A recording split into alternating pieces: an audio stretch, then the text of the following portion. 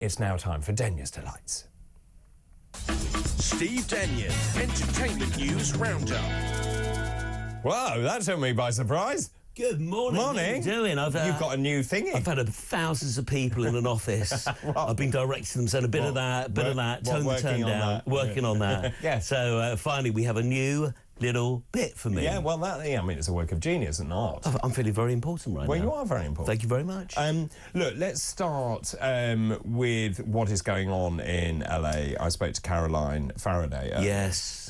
I mean, the scenes are just abhorrent. I mean, you know, literally a month ago, I was with Caroline. Of course and you I were, travelled to Los Angeles, and she told me about some fires that started in November around where she lives, about 60 miles outside of LA. And she said, you know, the thing is, and she kind of said, she kind of predicted this. She said, if it happened in more populated areas, it will be devastating. And that's what we've seen this week. Obviously, lots of people saying, you know, this is affecting celebrities and affecting expensive homes, but lots of normal people live in these areas as well. What I can't get over is it's just flattened, and I know that area very well. And these, I mean, it's very regimented normally, and beautiful homes, and obviously trees and all the rest of it, and cars, and it's all gone. Yes. And the strange phenomenon is, if you've been watching the news this week, is because the embers fly, some homes are fine. So you've got kind of, for example, Tom Hanks, whose home is just absolutely perfect, but surrounded by homes that have been flattened, like you say. So some people are lucky. Paris Hilton, you may have seen. I saw her packing the dogs into the car. Yeah, I mean, it's really, really sad, devastating scenes. So we've got, this is Paris Hilton, who lived in Malibu, and her home, she saw her home burning, I think, on one of the news channels. And what can you do? She sat there and she was like, you know, this is my family home, where the whole family had grown up, where all those memories had been made, where her relatives had come and gone over the years, and the whole thing. I mean, there's literally a wall left, isn't there? The structure is left. Many of these homes were made of wood as well. Well, I was about to say, that's the other thing that you are very aware of, is the building regulations over there, and many of the older buildings are wood and, of course, highly flammable. That being said, did you see the picture where there is one house standing, and Caroline was saying it's because they had a fire-retardant roof, is the only house. Isn't it incredible? So what happens if you're that person? Because basically you've lost all your supermarkets, your doctors, your facilities, your water, but your home, you must feel incredibly guilty that your home and your possessions are okay, when literally the streets and streets away from you have been absolutely devastated. Well, I think the other thing, as I said earlier, is that you realise that money doesn't protect you. Yeah. And so, yes, you have a lovely home, or you did have a lovely home, but I was listening to some of these heart-wrenching interviews where people said they'd lost everything. Yes. So photographs, memories, everything. They have nothing. There was some like shocking footage this week of Mark Owen from Take That fleeing his home, and actually his wife has spoken out and said, you know, stop it with saying that these are rich people's houses and celebrity homes, because they know so many people who've got normal jobs, normal workers in California, and people who've lost absolutely everything. She's saying, you know, this is a disaster for the whole community. But when you look, if you're watching us at the moment, you'll see these devastating pictures. And can you imagine this? How scared you would be travelling down this road? It literally looks like a war-torn area, doesn't it? Like something we would watch on the news in a war scenario, war times. And there's a lot of talk about, were the firefighters prepared enough? Was there enough water? Why wasn't there enough water? Yes. Why did the hydrants run out of water? But also, as Caroline said, the speed of these winds, 60, 70 miles an hour, you stand no chance. Yes. And when those embers, as you mentioned, are whipping across at 70 miles an hour, of course, they can jump a long way and, of course, set off new fire. This is Mother Nature at its rawest, at its most frightening. And, of course, we look forward to this hopefully being sorted. But then the next thing is insurance. And it's an act of God, isn't it? So will these people be Well, that's insured? a really good point. It's an act of God. So there's going to be massive fallouts with days away from Donald Trump coming in. I think it's eight or 9 billion pounds of insurance claims. Each of these homes, these really big homes, are worth upwards of $10 million.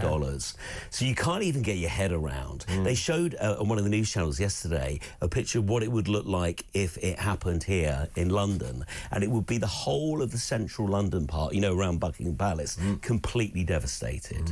You know, like a 20-mile kind of radius with every home and every street. Which would basically take it way out to the M25. Yes, thereabouts. that whole area literally decimated, maybe with a few homes intact, but you can't even begin to think. It's only because I went to LA last month that I realised where these areas are, because we travelled around them, and you can see, you know, the structures and the fact they are made of wood and how this is played out geographically. Well, and I think the other thing that really brought it home to me was, yes, you had all of these, like, Pacific Palisades, but also it encroached on Sunset Boulevard, in West Hollywood Hills as well, the Hollywood Hills. It was also just all of that area that you would never expect, because, of course, it's much more urban. It doesn't have the brush that those other areas like Pacific Palisades have. Wherever you are, you can see elements of the fire. You know, maybe in the far, 16 miles away, but very, very frightening stuff. And obviously an ongoing story. It's moving, isn't it? And more winds are expected apparently in the next 48 hours. And then, of course, the other thing to think about is you've got all these materials that have combusted and the health risk to people, and things like the mercury, the benzene, the volatile organic compounds which have been released, people in mass. I'll just bring you some breaking news. LA authorities have now declared a local health emergency. I'm not at all surprised by that. And you know, it is shocking just to watch. And you're right, it doesn't matter whether it's an expensive home or a cheaper home, a normal home. Yes. Yeah, the air quality in Los Angeles in December was dreadful as well. There were warnings on apps saying, you know, it's just a smog above the freeways in LA. So you have that now on top of this situation. It's a desperate situation in California. It is a desperate, and of course Donald Trump wading in and Elon Musk wading in and blaming various people. I'm not sure now is the time. No, but there will be a huge fallout when you look at the mayor. Where was the mayor? The governor.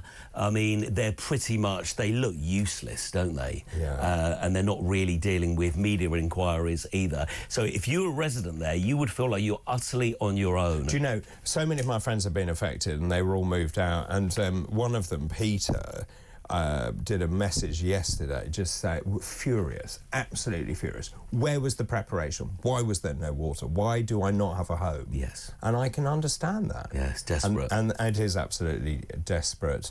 I've just got some other breaking news. The California governor calls for a probe into how water shortage has hindered the LA fires response. New evacuation orders have also been issued, and you've got 200,000 on evacuation orders, and then you've got another 200,000 on alert to evacuate. Yes. So you're talking 400, 500,000 people. I know people who literally haven't slept this week because they've been put on alerts. They haven't been told they're going to be evacuated. They've been told, watch out, because it could happen at any time. And the alert went off to everyone in LA as well, twice. And it's going out in the middle of the night, so people are literally grabbing whatever they can grab and fleeing, not knowing if they would ever be able to come back to their family homes. And some people have lost absolutely everything, you know, down to kind of photographs of long-lost relatives. You haven't got any more copies. It's dreadful, dreadful. Let's move on and talk about some more sort of fun news, shall we? Well, let's talk about gig prices. A surprise. This is in today's Sun. Can I look? So here we go. So we've got the top 50, the most expensive 15 kind of shows that you would have seen in the last year. And here it is. Surprisingly, this is a shocker. Taylor Swift not even in this list. At number 1, it's U2. This is the how much were the tickets for U2? The average price tickets. This was £287. This is the big Sphere in £287 in Vegas. You know, with all the LED screens and stuff. So this is an expensive show. Next up, you've got. Was it worth it? Do you think that? I think the U2 one was an experience, and it was special. And you got a band who really put on a kind of high. Tommy says it was worth it. Yeah, well, if you got the money, it was worth it. Well, Garth Brooks at number 2 with £285. Lady Gaga, the Eagles in there. They're doing a big stadium show this year. How much were the Eagles? Eagles, £239. Then you've got the Rolling Stones, £224. Wow. Right at the bottom, actually, Taylor Swift. Do you get a good seat for that? No, probably not. I mean, £163 to see Taylor Swift, you're probably in the O2. And this was at Wembley. You're probably at the back somewhere near the bar. Somewhere completely different. Of course, you know, I paid £1,000 to see Taylor Swift. You did not. I booked it on the day, and I'm an idiot. And I promised my niece, Hattie, I said, you know, Uncle paid Steve... £1,000 for Taylor Swift? It's ridiculous. Why do you think I'm on it, doing every single show that I can? Well, you need to. I think you need some help. So it's silly. It's very silly.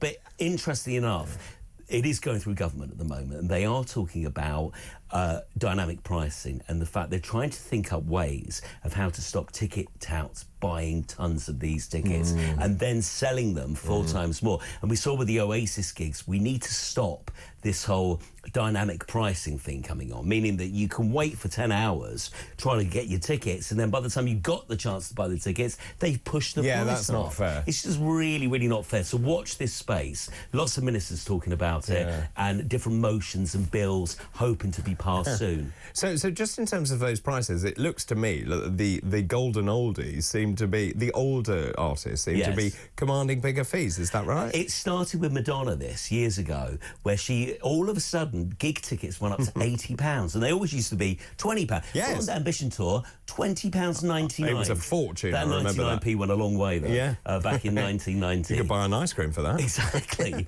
I think lots of people don't mind paying a lot of money to see a legacy artist. I would have problems paying that money to see an artist who's only got one album out, you know. I think that if you've got a band like the Eagles or the U2, or you know, your U2s or whatever, your Coldplays, for example, I mean, they put on a brilliant show, but really, more than £200? Really? When there's 100,000 people packed into the stadium. It's beyond the reach of most people, that kind of. And also, if you go, fine for one person maybe, but if you're going as part of a family, it's just completely upwards outrageous. of the grand, isn't it? Yeah. The other thing to mention is lots of these artists, it's the only way they can make money now with streaming and stuff. They really don't make the money that they used to make when we were buying songs from Our Price and Woolworths and Boots even before that. Woolworths, pick and mix. Woolworths, I used to buy a single and a barrow full of pick and mix, and I was a very happy teenager. Our House?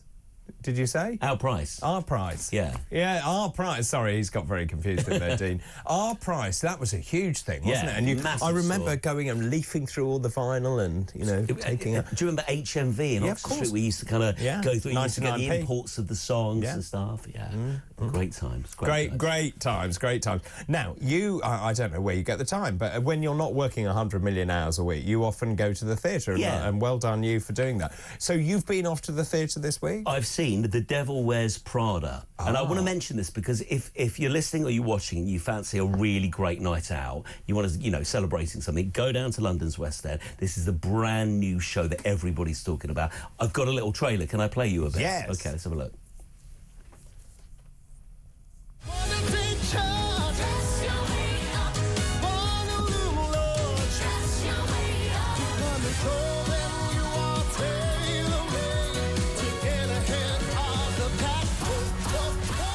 What if I don't want this life? Everybody wants to be us. Everybody wants to be us. It's great. It's really great. I didn't, because I'm a huge fan of the movie, and I thought, please don't ruin that, because you got the book that was turned into the movie that's now the theatre show. But on paper, you've got Jerry Mitchell, the guy who put together Kinky Boots and Legally Blonde. He's behind this. Elton John's written all the music.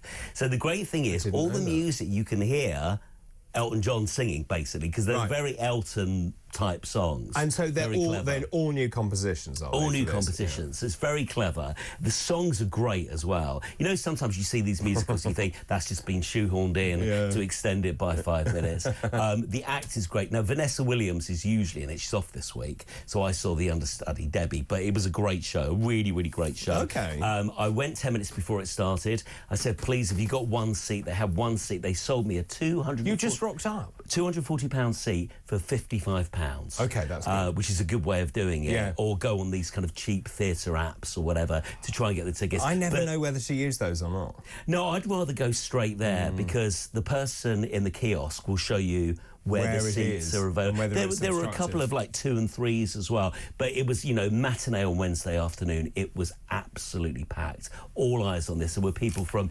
America, Mexico, Australia, people who come in. It was a great afternoon. The costumes were amazing. The choreography is incredible. The sets, they they take you from New York to Paris in a click of a... It's just so great. Right. Really, really great. Okay, you've inspired me now.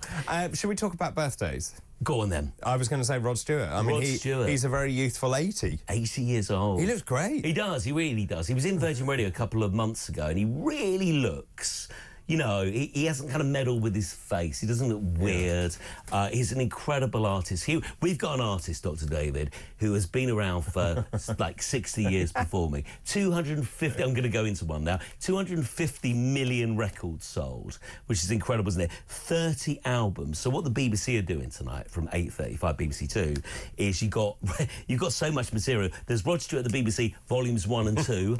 There's concerts, there's his London's Hyde Park show, and a Christmas show that he did for the old grey whistle test back in the 70s. It's all tonight on BBC Two. And I mean, obviously, he's been ubiquitous. He was very much around when I was growing up. And I remember, you know, If You Think I'm Sexy, that song. Yeah. And then that was parodied by Kenny Everett, if you remember, where he was singing, his bottom got bigger and bigger and bigger. Do you remember that? Yes. But so he's been famous for so long. Yeah. And every album is very different. I think everyone's got a favourite album from the time they were growing up. But when he released Downtown Train at the end of the 80s, that was my favourite period. But if you kind of rewind, he was in there in the 70s, in the 80s. Going to see a Rod Stewart show, which I went to see him at the NEC about a decade ago, it's a full-on party affair. He knows what the audience wants. So he comes on. There's not one dud song. They're all massive hits. He kicks a football out to the crowd, and there's, you know, it's a great experience. Right. Great experience. And then, finally, if we can, shall we talk about a new documentary on Netflix? Yeah, this is incredible. One of my favourite things I've seen so far in the last couple of months, Jerry Springer. Jerry Springer show. This is on Netflix. It's called Fights, Camera, Action. I've got this great trailer to play you. Have a look at this. I don't think anybody knew how crazy this show was going to be. I'd like to take this opportunity to apologize for everything I've ever done. I have ruined the culture. At the beginning of 1992, Jerry Springer was coming to Chicago to launch a talk show. We were this little band of crazy people just trying to survive the week. All I had to do was convince him, let's make it wild. Variety show and a weekly magazine compare the fights to pro wrestling. Wow. This is gripping stuff. Yeah, and of course the thing is that it was a very small show. Very small show, quite serious. When it started off, it was a little show where they're trying to reignite old, you know, family members and stuff, and it didn't do very well. And it was put on in the middle of the night, and it kept losing ratings. Stepped forward this new director who came in and said, "You're doing it all wrong. We need the audience member to stand up and chant Jerry, Jerry, Jerry." The first scene in this documentary involves an episode that was banned with a horse, and just look at it and you'll be like, wow, this went out within the last 20 years. People cited this as the most awful TV show where, you know, there were no morals and could things get any worse? But, of course, they have with the internet. But you'll look at this and go, I mean, the Jerry Springer show was on air until 2018. Amazing. It's only 5 or 6 years ago. He passed away a couple of years ago, but he changed things. And there's a story of all those outrageous episodes. Chris Evans pops up in the middle of it, our very own Virgin Radio presenter, breakfast show. Of course he does. Because Jerry came over and he did TFI Friday. And there's also the moment where somebody was murdered.